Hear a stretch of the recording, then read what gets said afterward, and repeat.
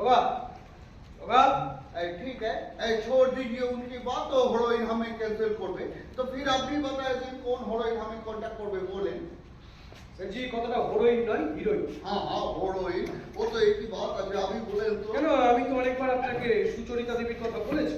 সুচরিতা দেবী से कौन আছে গুড হ্যাভেন্স এর মধ্যে খুলে মেরে দিলে।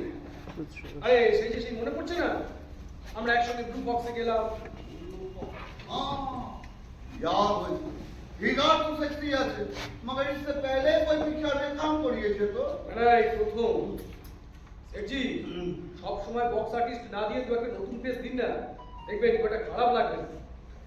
अरे अबे क्या बोले संजीव बाबू हमें तो मजाक करते ऐसे ऐसे देखें उस दिन हमें सुन लो तो कहा नौकरी करे ना না ঠিক চাকরি নয় ওই নার্সিং পাস করেছিল সব করে তাই বসে না থেকে একটু দিবা কি জবা।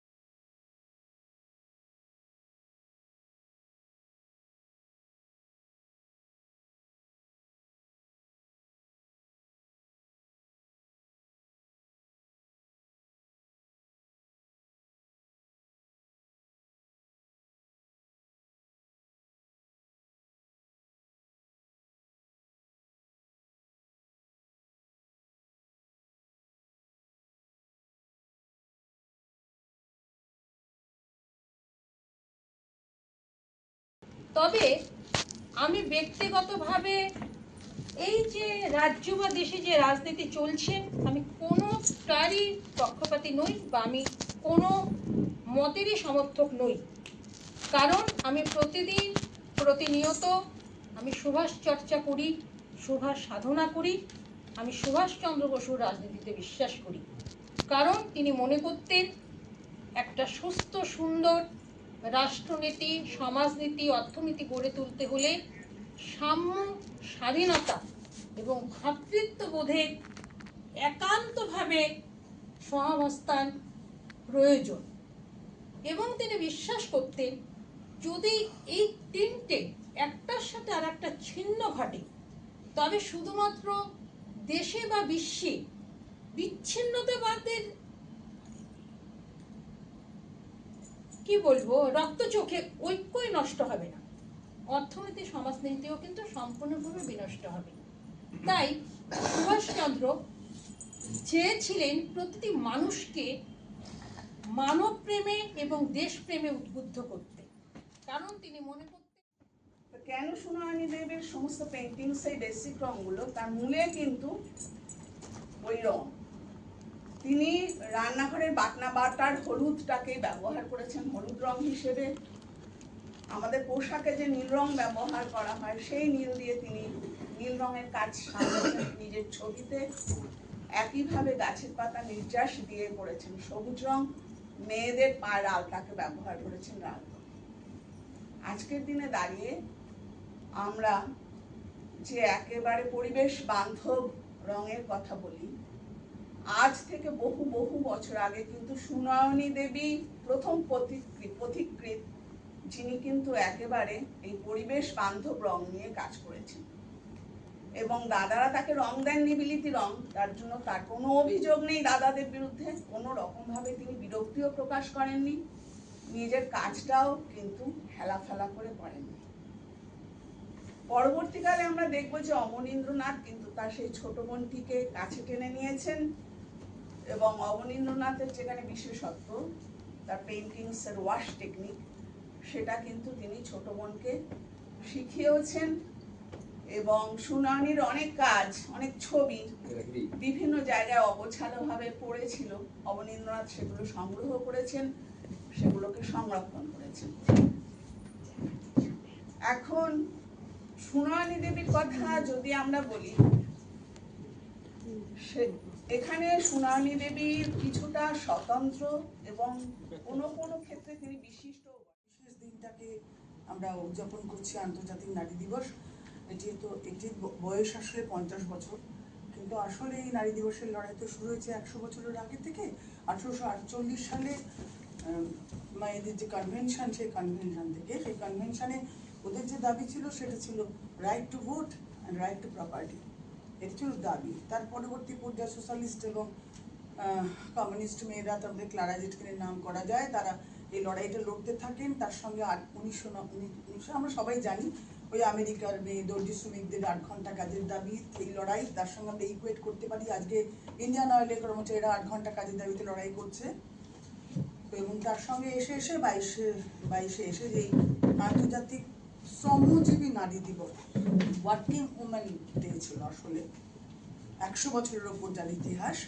পরবর্তী পর্যায়ে 77-এ সেটা আন্তর্জাতিক নারী দিবস হয়েছে। যখন হলো তখন আমরা সবাই মানে এটা ভেবেছিলাম বা বলেও ছিলাম যে এটা হীরের গয়না ছাড়ের নারী দিবস হলো, এটা শপিং মলের কনসেশনের নারী দিবস হলো, এটা ওয়ার্কিং ওমেনের যে দাবি, কাজের সমমজুরি, তাদের কাজের দাবি, তাদের ক্রেসের দাবি, তার সঙ্গে কোনো সম্পর্ক যুক্ত হলো না। কিন্তু আমরা তো আসলে পেছচ্ছি। আজকে দাঁড়িয়ে এই সময় আফগানিস্তানে একটা আইন পাশ হয়েছে যে ডোমেস্টিক ভায়োলেন্স কত দূর হতে পারে, স্বামী যদি তার হাড়টা ভেঙে না দেয় এবং তার শরীর যদি ক্ষত তৈরি না করে, তত দূর পর্যন্ত ডোমেস্টিক ভায়োলেন্স তারা অনুমতি দিচ্ছেন। এবং আজকে যখন রেপ হচ্ছে বাচ্চারা, 6 মাসের বাচ্চা থেকে শুরু করে 70 বছর, সেখানে নারীর শ্রেণী, সে ওয়ার্কিং উম্যান কি ওয়ার্কিং উম্যান নয়, কোনোটাই বিচার হচ্ছে না। তাহলে সেক্ষেত্রে আমরা দেখি করতে হচ্ছে, আমাদের পেছিয়ে যেতে হচ্ছে, আমাদের বলতে হচ্ছে না ওই আন্তর্জাতিক কোট আনকোট শ্রম দিবস, নারী দিবস, ওটা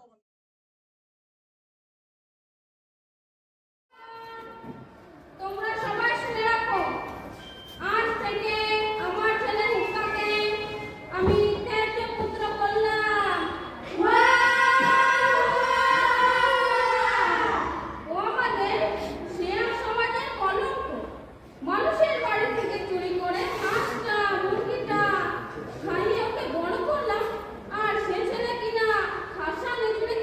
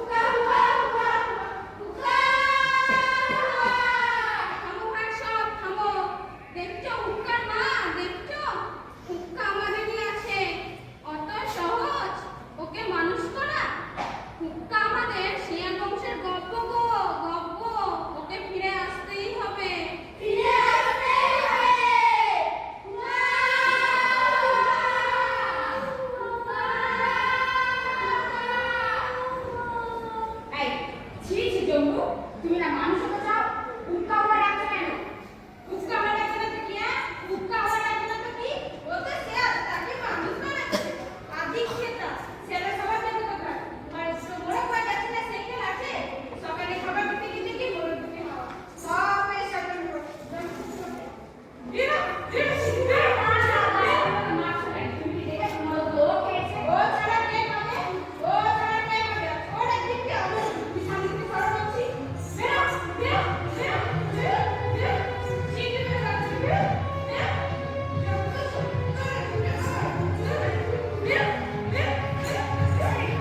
মিঠু তো বল দাঁড়া তুমি কথা বলা তো কিছুই করো আচ্ছা দাঁড়া আমি ওকে ডাকছি মিঠু বাইরে আয়